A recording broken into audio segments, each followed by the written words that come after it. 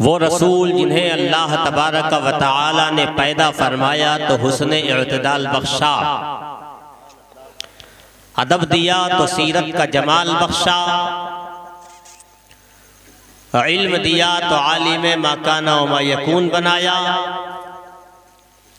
इख्तियार दिया तो सारी कायनात के लिए मालिक और मुख्तार बनाया। वही महरम असरार खुदा, ज़ीनत अर्श किब्रिया, महबत वही इलाही, मजहर ज़ात किब्रियाई, अंधी आँखों की ज़िया, बहरे कानों की जिला,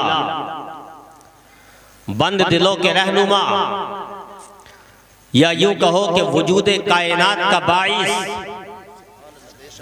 गर्दिश लैलो नहार का मतलूब, खल्क़े आदम का रम्ज, कश्तिये नूह की हिफाजत का राज, बानिये काबा हजरत इब्राहीम खलीलुल्लाह की दुआ, हजरत ईसा इब्ने मरियम की बशारत का ज़ुहूर, बल्कि यूं कहो कि पूरी कायनात के जर्रों को संवारने वाला, पूरी दुनिया के बिगड़े निजाम को सुधारने वाला, वो नबियों में रहमत लक़ब पाने वाला, वो नबियों में रहमत लक़ब पाने वाला, मुरादें गरीबों की बल लाने वाला, मुसीबत में गैरों के काम आने वाला, वो अपने पराये का गम खाने वाला, फकीरों का मावा, ज़ईफों का मलजा, यतीमों का वाली, गुलामों का मौला, सनदुल अस्फिया, अशरफुल अंबिया, अहमद मुस्तफ़ा मुहम्मद मुस्तफ़ा सल्लल्लाहु तआला अलैहि वसल्लम की मुक़द्दस बारगाह में मोहब्बत भरी बोलियों में दुरूद पाक की डालियाँ निछावर करें। पढ़ें अल्लाहुम्मा सल्ली अला सय्यिदिना व शफ़ीइना व हबीबिना व मौलाना मुहम्मदिन व बारिक व सल्लिम सलातन व सलामन अलैका या रसूल अल्लाह सल्लल्लाहु तआला अलैहि व आलिहि व सल्लम। हज़रात, मैं चाहता हूँ कि आगाज़ इमाम अहले सुन्नत, इमाम इश्क़ व मोहब्बत आला हज़रत शाह इमाम अहमद रज़ा ख़ान फ़ाज़िल बरेलवी अलैहि रहमत व रिज़वान की लिखी हुई नाते पाक से किया जाए। इमाम अहले सुन्नत कहते हैं, सरवर कहूँ कि मालिको मौला कहूँ तुझे, सरवर कहूँ के मालिको मौला कहूँ तुझे, बाग़े खलील का गुले ज़ेबा कहूँ तुझे। या रसूल अल्लाह, आपको सरदार कहूँ, आका कहूँ, सारी कायनात का मालिक और मुख्तार कहूँ, नबियों का सरदार कहूँ, इमामुल अंबिया कहूँ तो क्या कहूँ? या हज़रत इब्राहीम खलीलुल्लाह अलैहि सलातो वस्सलाम के खूबसूरत बाग का खूबसूरत फूल कहूँ, क्या कहूँ? कहते सरवर कहूँ कि मालिको मौला कहूँ तुझे, बाग़े खलील का गुले ज़ेबा कहूँ तुझे। और आगे कहते हैं, हिरमा नसीब हूँ तुझे उम्मीदगाह कहूँ, हिरमा नसीब हूँ तुझे उम्मीदगाह कहूँ, जाने मुरादो काने तमन्ना कहूँ तुझे। या रसूल अल्लाह, इमाम अहले सुन्नत कहते हैं, बहुत बड़े आशिक़ रसूल थे, कहते हैं या रसूल अल्लाह, मैं अगरचे कम नसीब सही, महरूमुल किस्मत सही, लेकिन जब मेरी उम्मीदों का मरकज आप हैं, जब मेरी तमन्नाओं का मरकज आप हैं, जब मेरी उम्मीदों का ज़ख़ीरा आप हैं, तो या रसूल अल्लाह, अगर आपकी एक निगाहे करम हो जाए, आपकी एक नजर हो जाए, आपकी करम वाली नजर हो जाए, तो जर्रा आफताब बन जाए, सितारा चांदो कमर बन जाए। सुभान अल्लाह। क्योंकि आपके दर का तो आलम यह है कि आप एक नजर फरमा दें तो इंसान को जमीन से उठा के आसमान पे पहुंचा दें। सुभान अल्लाह, सुभान अल्लाह, जिंदाबाद।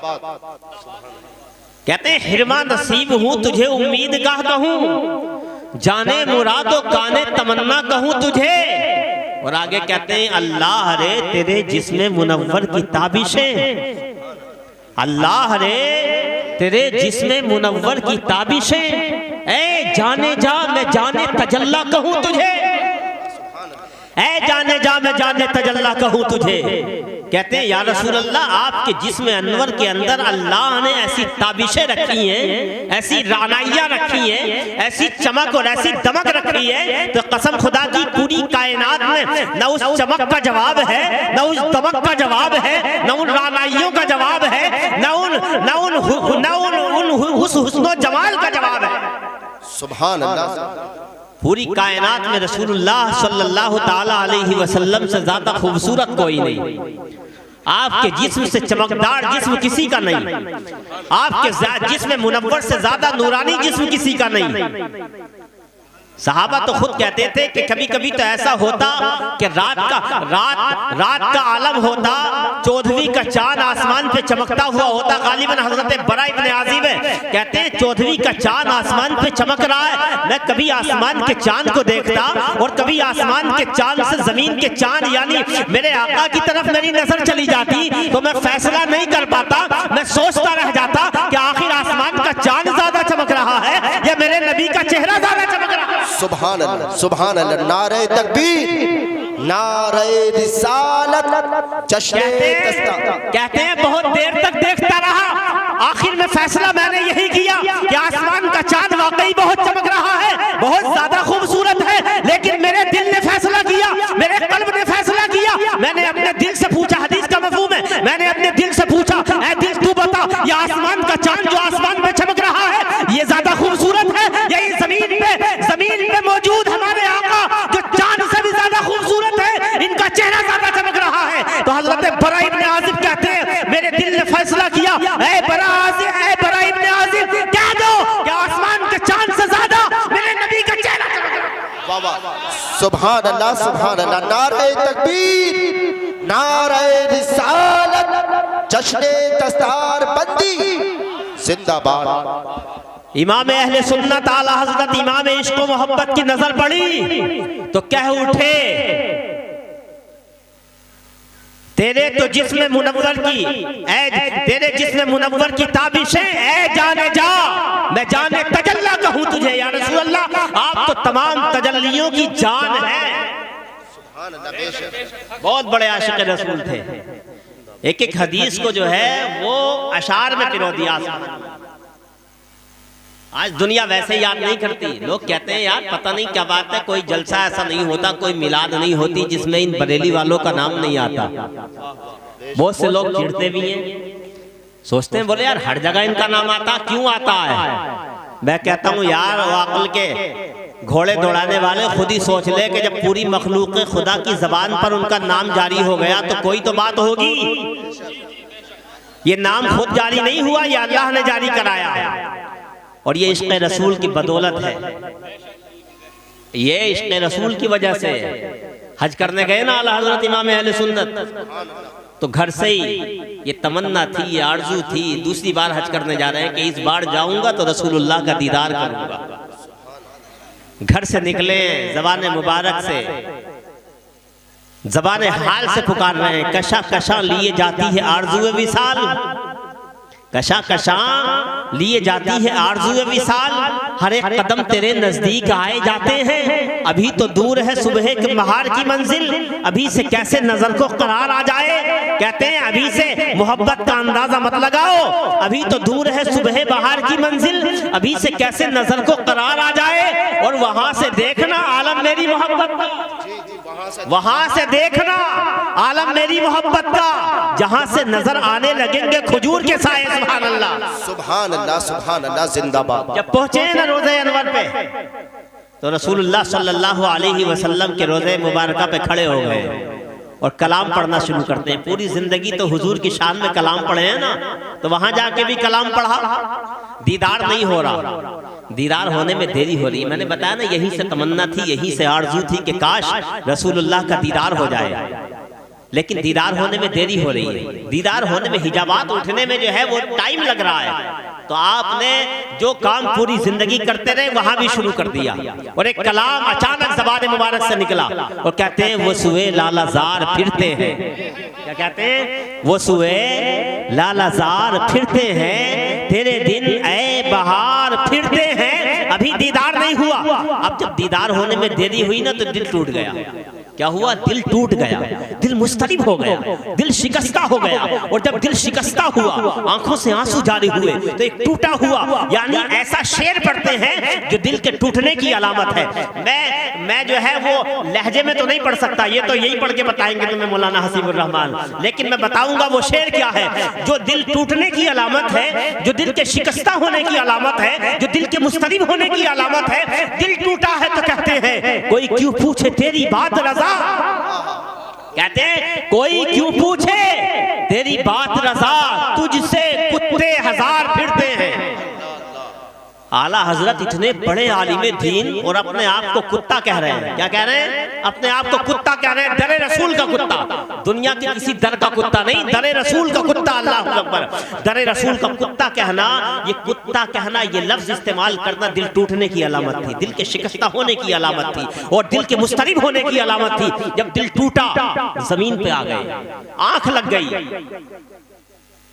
और उलमा फरमाते हैं कि आंखों से आंसू जारी है, आंखों से आंसू जारी है, दिल टूट चुका है, दिल शिकस्ता हो चुका है, दिल मुस्तरिब हो चुका है। बल्कि बाज़ उलमा ने यह लिखा कि इमाम अहले सुन्नत आला हज़रत का जब दिल टूटा तो उन्होंने अपनी जागते हुए आंखों से रसूलुल्लाह सल्लल्लाहु अलैहि वसल्लम का दीदार कर लिया। सुभान अल्लाह, सुभान अल्लाह। अच्छा, रसूलुल्लाह की बारगाह ऐसी है कि वहां दिल टूट जाए ना इंसान का, दिल शिकस्ता हो जाए, दिल मुस्तरिब हो जाए तो झोलियां भर दी जाती है। वो अल्लामा इकबाल ने कहा था ना, मैंने पहले भी कभी आपको ये शेर सुनाया होगा। अल्लामा डॉक्टर इकबाल ने कहा था, तू बच्चा बच्चा के न रखी से तेरा आईना है वो आईना। अल्लामा डॉक्टर इकबाल भी अहले सुन्नत के बहुत अजीम शायर सुन्नी थे, बहुत बड़े अहले सुन्नत के बहुत बड़े शायर गुजरे, बहुत बड़े आशिक रसूल थे। वो कहते हैं तू बच्चा बच्चा के न रखी से तेरा आईना है ये आईना, कि शिकस्ता हो तो अजीज तर है निगाह आईना साज में। मैं समझाऊं, अल्लामा इकबाल कहते हैं ये जो दिल है ना ये भी एक आईना है, आईना जिसमें चेहरा देखा जाता है, और जो आईना होता है वो भी एक दिल होता है, लेकिन दोनों में बड़ा फर्क होता है। जब आईना टूटता है, जब शीशा टूटता है तो चेहरा नजर नहीं आता, या यूं कहो जब आईना टूटता है तो बेकीमत हो जाता है, रद्दी की टोकरी में पहुंच जाता है। और जब सीने में धड़कने वाला दिल टूटता है तो ये बेकीमत नहीं होता, बल्कि बनाने वाले की नजर में इसकी कीमत बढ़ जाती है। या यूं कहो कि जब आईना टूटता है, जब चेहरा देखने वाला आईना टूटता है तो चेहरा नजर नहीं आता, और जब सीने के अंदर धड़कने वाला दिल टूटता है तो गुंबदे खजरा नजर आ जाता है। सुभान अल्लाह, सुभान अल्लाह। वो कहा है ना कि ये टूटा हुआ दिल शहे कोनैन का घर है, ये टूटा हुआ दिल शहे कोनैन का घर है। वल्लाह मेरे जज्बे तसव्वुर का असर है, और बैठा हूं यहाँ गुंबदे खजरा पे नजर है। सुभान अल्लाह, सुभान अल्लाह, जिंदाबाद। तो ये इमाम अहले सुन्नत है जिनका मैं कलाम पढ़ रहा हूँ, बहुत बड़े आशिक रसूल। वो कहते हैं कि तेरे तो वस्फ आयब तनाही से हैं बरी, या रसूल अल्लाह तुम्हारे औसाफ, तुम्हारे कमालात, तुम्हारी तारीफें, तुम्हारी अजमतें, तुम्हारी रिफातें, तुम्हारी बुलंदियां इतनी ज्यादा हैं कि दुनिया में कोई आदत और कोई गिनती नहीं बनी कि जिसके जरिए से उन्हें गिना जा सके। तेरे तो वस्फ आयब तनाही से हैं बरी, हैरान हूं मेरे शाह मैं क्या क्या कहूं तुझे। और आखिर में कहते हैं कि लिखता जा रहा हूं कलाम, रसूलुल्लाह के औसाफ सामने आते चले जा रहे हैं, कमालात आते चले जा रहे हैं, बुलंदियां आते चली जा रही हैं, अल्फाज आते चले जा रहे हैं। आखिर में फिर मैं ये कह देता हूँ, अल्फाज तारीफें तो बहुत ज्यादा हैं, सबको तो बयान नहीं कर सकता, तो आखिर में कहते हैं कि लेकिन रजा ने खत्म सुखन इस पे कर दिया, लेकिन रजा ने खत्म सुखन इस पे कर दिया। खालिक का बंदा खल्क का आका कहूँ तुझे, यानी आप खालिक के तो अल्लाह के तो बंदे ही हैं, पूरी मखलूक के आप आका और मौला हैं। हज़रात आज का ये प्रोग्राम हाफिज कुरान की निस्बत से माशाअल्लाह, क्या नाम है हाफिज कुरान का? समीउल्लाह माशाअल्लाह। इस बच्चे का इम्तिहान भी इस बार मैंने लिया था ना मैं, हाँ मैं मदरसे में इम्तिहान लेने के लिए गया था। अल्लाह ताला इसकी उम्र को दराज फरमाए और कुरान करीम के फैजान से इसको भी और आप सबको भी माला माल फरमाए, हम सबको भी माला माल फरमाए। ये महफिल अगरचे अगर दुनिया की दूसरी महफिलों के हिसाब से देखी जाए, दूसरी बड़ी बड़ी कॉन्फ्रेंसों के हिसाब से देखी जाए, तो बज़ाहिर छोटी सी नजर आ रही है कि नहीं, लेकिन हकीकत ये है कि अगर कुरान की तरफ निस्बत करते हुए इस महफिल का अंदाजा किया जाए तो कायनात की कोई महफिल इस महफिल से अजीम नहीं हो सकती। इसलिए कि पूरी कायनात में सबसे अजीम किताब कुरान पाक, और इस महफिल को आज हमने कुरान पाक की निस्बत ही से सजाया है, और निस्बत से शय मुमताज होती है ना।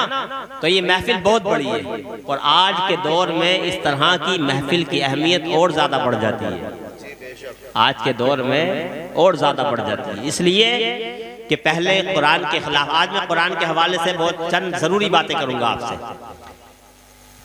आज के दौर में क्यों अहमियत बढ़ जाती है, इसलिए कि पहले भी कुरान के खिलाफ आवाजें उठती थी कि नहीं। मक्के के बारे में आपने सुना होगा, लेकिन फर्क था, पहले मक्के की गलियों में कुरान के खिलाफ बोला जाता था, मक्के के चौराहों पे बैठ के वहां के कुफ्फार कुरान के खिलाफ बोलते थे।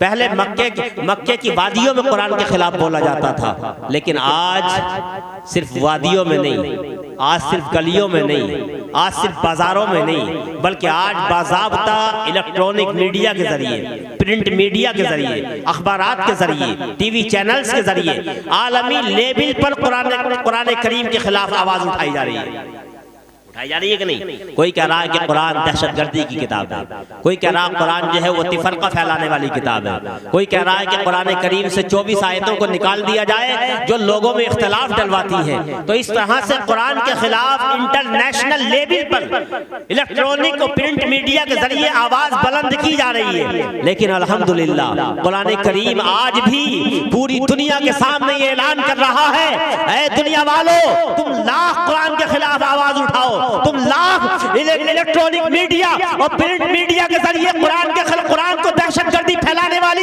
किताब कहो, लेकिन कुरान करीम का ये एजाज आज भी रोजे रोशन की तरह जाहिर हो रहा है।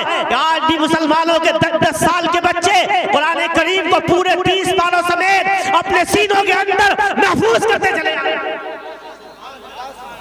जिंदाबाद। 10-10 साल के बच्चे, अभी 2-4 साल पहले की बात है, खलीलुल उलूम मदरसे में एक बच्चे ने जो 10, 12 या 13 साल का होगा, सिर्फ 7 महीने के अंदर पूरा कुरान करीम हिफ्ज़ किया। सुभान अल्लाह। 7 महीने के अंदर। तो कुरान कहता है लाख आवाजें उठाओ, कुरान पे कोई फर्क पड़ने वाला नहीं है। तुम पहले कम आवाजें उठाते थे, आज ज्यादा उठा रहे हो, तो आज और जल्दी से जल्दी कुरान करीम को लोग हिफ्ज़ करते नजर आ रहे हैं। सुभान अल्लाह। कुरान कितनी आवाजें उठाई जाए। मैं तो कहता हूं कुरान करीम मौजज़ा है, कुरान करीम सबसे बड़ा मौजज़ा है, और ऐसा मौजज़ा है कुरान करीम कि दुनिया का किसी मजहब का मानने वाला हो, किसी भी मजहब का मानने वाला, हम चैलेंज के साथ कहते हैं, बल्कि ईसाइयत का जो पापाए आजम है ना, पूरी ईसाइयत का सबसे बड़ा पापाए आजम जो वेटिकन की सरजमीन पर बैठता है, मैंने तो चैलेंज करते हुए कहा था कि वेटिकन का पापाए आजम, मैं उसे चैलेंज करता हूं, अपनी किताब इंजील का एक पारा ज़बानी सुना दे, एक पारा भी ज़बानी नहीं सुना सकता। लेकिन अल्हम्दुलिल्लाह कुरान करीम को 10-10 साल के बच्चे एक बैठक में बैठकर पूरा कुरान करीम सुना देते। सुभान अल्लाह, सुभान अल्लाह। कुरान करीम को बदला नहीं जा सकता। दुनिया में दूसरी किताबें आई, चेंज कर दिया गया, बदल दिया गया, अपने अपने मिजाज के मुताबिक लोगों ने उनमें तब्दीलियां कर ली, लेकिन कुरान को न आज से पहले बदला गया, न आज बदला गया, न क़यामत तक बदला जा सकेगा। कुरान करीम जैसे नाजिल हुआ था वैसे ही आज भी महफूज है और क़यामत तक महफूज रहेगा। ना कोई ज़बर बदला गया है, न कोई ज़ेर बदला गया है, न कोई लफ्ज़ बदला गया है, न कोई जज़म बदला गया है, न कोई तशदीद बदली गई है, न कोई सुकून बदला गया है, न कोई आयत बदली गई है, बल्कि कुरान करीम को मेरे नबी के दौर में 7 क़िरातों में पढ़ा गया था। अल्हम्दुलिल्लाह पूरी दुनिया में किसी मुल्क में, किसी शहर में चले जाओ, आज भी हर शहर में 7 क़िरातों में पढ़ने वाले कुर्रा नजर आ रहे हैं। सुभान अल्लाह, जिंदाबाद। आज भी 7 क़िरातों में पढ़ने वाले कारी नजर आ रहे हैं। ये कुरान करीम का फैजान है, ये कुरान करीम का एजाज है। कुरान को न बदला गया है, न बदला जाएगा। है कौले मोहम्मद, कौले खुदा, फरमान न बदला जाएगा। है कौले मोहम्मद, मोहम्मद कौले खुदा, फरमान न बदला जाएगा, बदलेगा जमाना लाख मगर कुरान न बदला जाएगा। सुभान अल्लाह, सुभान अल्लाह। नारे तकबीर, नारे रिसालत, जश्ने दस्तार बंदी जिंदाबाद। सुभान अल्लाह, सुभान। तो आज इसी अजीम कुरान को हिफ्ज किया है इस बच्चे ने, बहुत बड़ा कारनामा अंजाम दिया, बहुत बड़ा कारनामा। कितने फजाइल हो, कितनी बरकतें हो, कितनी बुलंदियां हैं हाफिज कुरान के लिए। मैं आपको हदीस सुनाऊं, हदीस पाक में आका करीम सल्लल्लाहु ताला अलैहि वसल्लम इरशाद फरमाते हैं कि हाफिज कुरान क़यामत का दिन होगा, सब लोग अपनी अपनी कब्रों से उठ रहे होंगे, हाफिज कुरान भी अपनी कब्र से आएगा उठ करके, तो उसके सामने एक मुतगय्यर रंग वाला इंसान आएगा, एक बदले हुए रंग वाला इंसान आएगा और कहेगा, ए हाफिज कुरान, क्या तू पहचानता कि मैं कौन हूँ? तो हाफिज कुरान कहेगा, मैं तो नहीं पहचानता। तो वो कहेगा, वो आने वाला कहेगा, ए हाफिज कुरान, मैं वो हूँ जो तुझे रातों को जगाता था कुरान पाक पढ़ने के लिए, जो दिन की गर्मी में तुझे रोजे रखवाता था, मैं वो हूँ जो सुबह सुबह उठा के तुझे कुरान करीम याद करा, जिस कुरान करीम को तू याद करता था, मैं वही कुरान हूँ, मैं आज आया हूँ। फिर वो कुरान कहेगा, अल्लाह तबारक व तआला की बारगाह में अर्ज करेगा, ऐ मालिक मौला, ऐ परवरदिगार, इस हाफिज कुरान को इज्जत का, अजमत का ताज पहना दिया जाए। अल्लाहू अकबर। फिर उस हाफिज कुरान को इज्जत का, अजमत का ताज पहनाया जाएगा। फिर कहेगा कुरान, फिर इसे इज्जत और अजमत का ताज पहनाया जाए, फिर उसे इज्जत और अजमत का ताज पहनाया जाएगा। और ऐसा ताज होगा कि जिसकी रोशनी के सामने चांद और सूरज की रोशनी भी मांद पड़ जाए। अल्लाह अकबर। ऐसा ताज होगा। फिर उसके वालिदैन को बुलाया जाएगा, हाफिज कुरान के वालिदैन को बुलाया जाएगा। किसको? कहाँ में वालिद साहब किधर है नहीं सामने? आ रहे हैं, चलो आ जाएंगे। हाफिज कुरान के वालिद को बुलाया जाएगा, वालिदैन को बुलाया जाएगा और उनको उनके सरों पर ताज रखे जाएंगे और उन्हें ऐसे जोड़े पहनाए जाएंगे, 2 जोड़े पहनाए जाएंगे। उन्हें हदीस पाक में आता, मेरे नबी फरमाते हैं, 2 ऐसे जोड़े पहनाए जाएंगे कि पूरी दुनिया और दुनिया में जितनी चीजें हैं वो सब भी दे दी जाए, तब भी उन 2 जोड़ों की कीमत के बराबर नहीं हो सकती। सुभान अल्लाह। पूरी दुनिया और माफिया की कीमत से ज्यादा। नबी फरमा रहे हैं, झूठा नहीं हो सकता नबी का फरमान है। हाँ, नबी फरमा रहे हैं, पूरी दुनिया और माफिया की कीमत से ज्यादा उनको जोड़े पहनाए जाएंगे। तो हाफिज कुरान के वालिदैन कहेंगे, ऐ मालिक मौला, ऐ परवरदिगार, या फरिश्तों से पूछेंगे, ऐ फरिश्तों, हमने तो दुनिया में कोई ऐसा नेक काम तो ना किया था कि हमें इतनी इज्जत और अजमत का जोड़ा पहनाया जाए, आखिर किस अमल की बुनियाद पर हमें जोड़ा पहनाया गया है? तो फरिश्ते कहेंगे, कहा जाएगा उनसे, बताया जाएगा, जोड़े पहनाए, वो शख्सियतों जिन्हें आज जोड़े पहनाए गए हैं, सुनो, तुमने अपने बेटे को दुनिया में कुरान पढ़ाया था, तुम्हारे बेटे ने कुरान को याद किया था, कुरान पर अमल किया था, आज उसी कुरान को याद करने, उस पर अमल करने की वजह से तुम्हें ये इज्जत, ये अज़मत के जोड़े पहनाए। सुभान अल्लाह, सुभान अल्लाह। और हाफिज कुरान से जब हाफिज कुरान महशर के मैदान में, महशर का मैदान पता कैसा होगा? नफ्सी नफ्सी का आलम, कोई किसी का पुरसाने हाल नहीं। माँ बेटी से भाग रही होगी, बेटी माँ से भाग रही होगी, भाई भाई से भाग रहा होगा। वो दोस्त जो दुनिया में अपने दोस्त के साथ हर वक्त रहा करता था, एक दूसरे के कदम से कदम मिला के चला करता था, लेकिन आज वो भी उसका साथ छोड़ रहा होगा। ऐसे दर्दनाक आलम में किसी के टखनों तक पसीना, किसी के घुटनों तक पसीना, किसी के पेट तक पसीना, किसी की पेशानी तक पसीना। रिवायत में आता है कोई पूरा पसीने में डुबकियां लगा रहा होगा। ऐसे आलम में एक हाफिज कुरान आएगा, एक कुरान को याद करने वाला आएगा, एक सुबह सुबह उठ के कुरान पढ़ने वाला आएगा, एक कुरान करीम पे अमल करने वाला आएगा, हलाल को जानने वाला आएगा। नारे रिसालत उस्ताजुल कुर्रा कारी एहसानुल हक साहिब क़िबला, नारे तकबीर, नारे रिसालत उलमाए अहले सुन्नत कारी एहसान साहिब क़िबला, नारे तकबीर।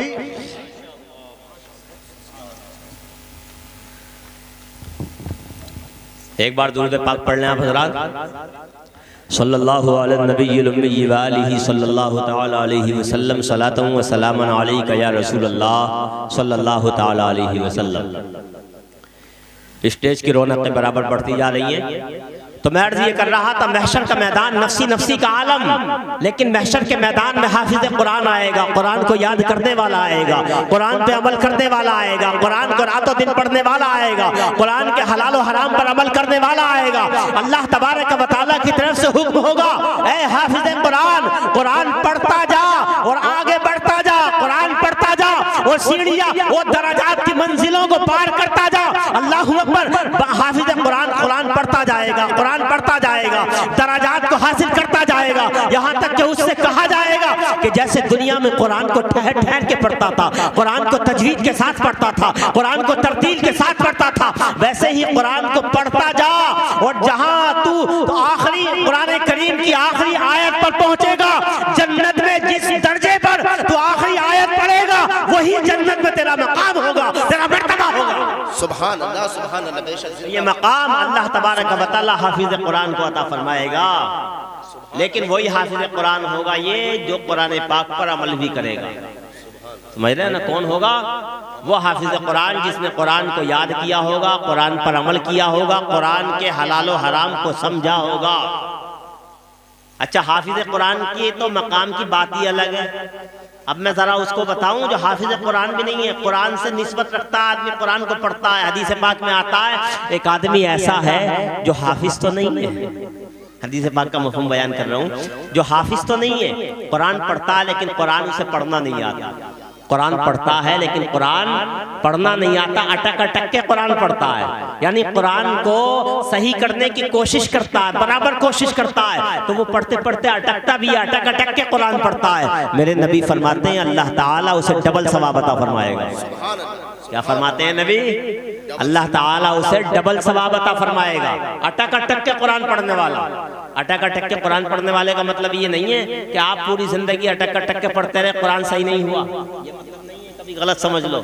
मतलब ये है कि एक आदमी ऐसा जिसे कुरान को सही करने की बड़ी फिक्र लगी रहती है, वो कहता है यार अल्लाह ने मुझे जो अल्लाह ने हमें कुरान अता फरमाया और हम कुरान ना सीख सके तो कितनी महरूमी की बात है। तो वो कुरान को सीखने की कोशिश करता है, बार बार कभी मौलाना हसीब के पास जाता है, कभी किसी और के पास जाता है, कभी किसी मौलाना के पास जाता है कि मुझे कुरान सही करा दो, मेरा कुरान ठीक करा दो, तो वो अटक अटक के पढ़ता है, यानी कुरान को सही करने की कोशिश करता है बार बार। नबी फरमाते हैं ऐसा कुरान पाक पे मेहनत करने वाला अल्लाह ताला उसे डबल सुभान अल्लाह, सुभान अल्लाह। जिंदाबाद। कुरान को सीखो यार, कुरान को समझो, कुरान बड़ी अजीम किताब है। आज हम कुरान से दूर होते जा रहे हैं, कुरान करीम को हमने छोड़ दिया। सोचो जरा यार, आज मैं बताऊं आपको, हमारा कोई बेटा कहीं बाहर हो, सऊदी वगैरह कहीं रहता हो, वो अब तो खैर फोन का जमाना हो गया, लेकिन पहले अब से 10 या 20 साल पहले चले जाओ आप, तो खत आते थे, खत भेजा करते थे लोग। अगर कोई खत भेजता था आपका बेटा बाहर से और उसने मसलन इंग्लिश में खत लिख दिया या अरबी ज़बान में खत लिख दिया, बाप पढ़ा हुआ नहीं है तो बाप परेशान हो जाता कि यार इंग्लिश में खत है, मेरे बेटे ने मुझे पैगाम का भेजा है, मेरे लिए भेजा क्या है, क्या कहना चाहता है मेरा बेटा। तो कभी पढ़े तो कभी किसी मास्टर के पास जाता है, अगर अरबी में है तो किसी मौलाना के पास जाता है कि जल्दी से पता चल जाए कि मेरे बेटे ने मुझे पैगाम क्या भेजा है। तो मेरे अजीज दोस्तों, जरा सोचो कि तुम्हारे बेटे का खत आया, तुम्हारे बेटे की तहरीर आई, तो उसे समझने के लिए तुम बेताबाना इधर उधर जा रहे हो, दीवाने हो गए हो और तुम बड़ी जल्दी से उसे समझना चाहते हो।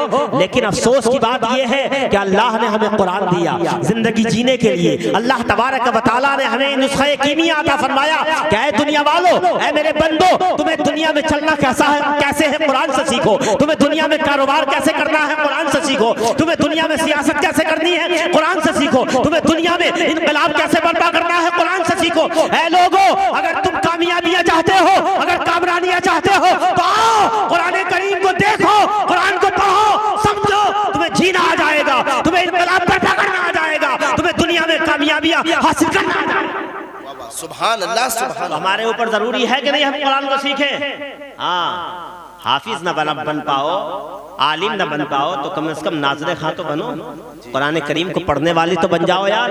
और जो कम से कम जो नमाज में आयतें पढ़ी जाती हैं, जो सूरतें पढ़ी जाती हैं, उनका कम से कम तर्जमा भी याद कर लो, उनकी तफसीर भी समझ लो मौलाना के पास आकर के, ये क्या मतलब है इसका, क्या कहना चाहता है अल्लाह तबारक व तआला हमसे। तो इंशाअल्लाह आप भी कुरान करीम के पढ़ने वालों में शामिल हो जाएंगे, है ना। हाँ, तो कुरान करीम अल्लाह तबारक व तआला की बड़ी अजीम किताब है। अल्लाह तबारक व तआला ने कुरान पढ़ने वालों के लिए बेपनाह फज़ाइल और मनाक़िब हदीस में अल्लाह के रसूल सल्लल्लाहु अलैहि वसल्लम ने इरशाद फरमाए। तो इसलिए और एक बात और बता दूं, हाफिज कुरान या उलमाए किराम इनसे मोहब्बत रखो।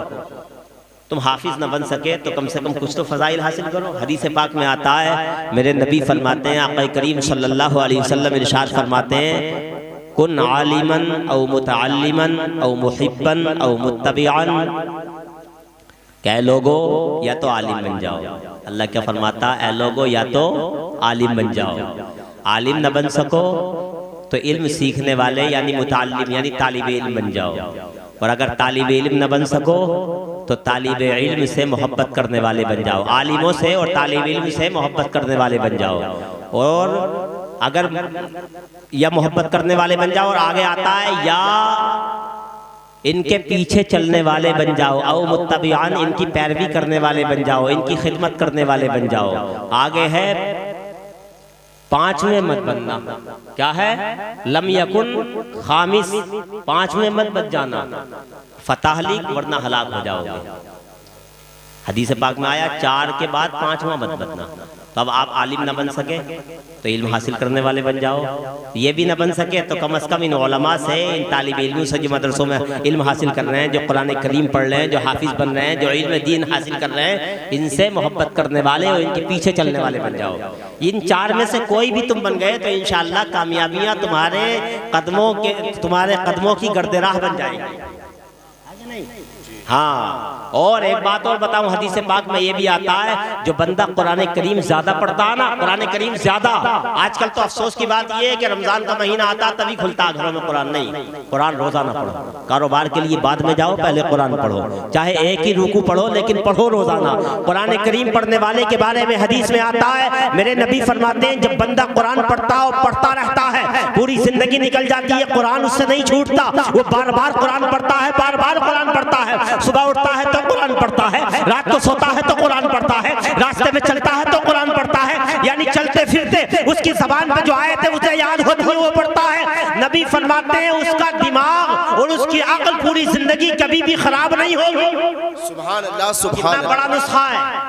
ना उसका दिमाग खराब होगा ना उसकी अक्ल खराब होगी, चाहे उम्र जो है वो 100 साल हो जाए। और मैंने इसका तजर्बा किया है। हमारे दादा अल्हम्दुलिल्लाह 120 साल की उम्र थी। कितनी? 120 साल की उम्र थी हमारे दादा की। और हमने देखा कुरान इतना ज्यादा पढ़ते थे, वो बहुत ज्यादा कुरान पढ़ते थे। मैंने एक दिन पूछा, दादा कितना पढ़ते हो एक दिन में? बोले बेटा कहाँ पढ़ा जाता। मैंने फिर भी कितना पढ़ देते हो? कहते बोले बेटा 10 पारे ही पढ़े जाते हैं, 3 दिन लग जाते हैं कुरान। ये मैंने कब पूछा था? तकरीबन उनकी 100 साल की उम्र थी जब मैंने पूछा था।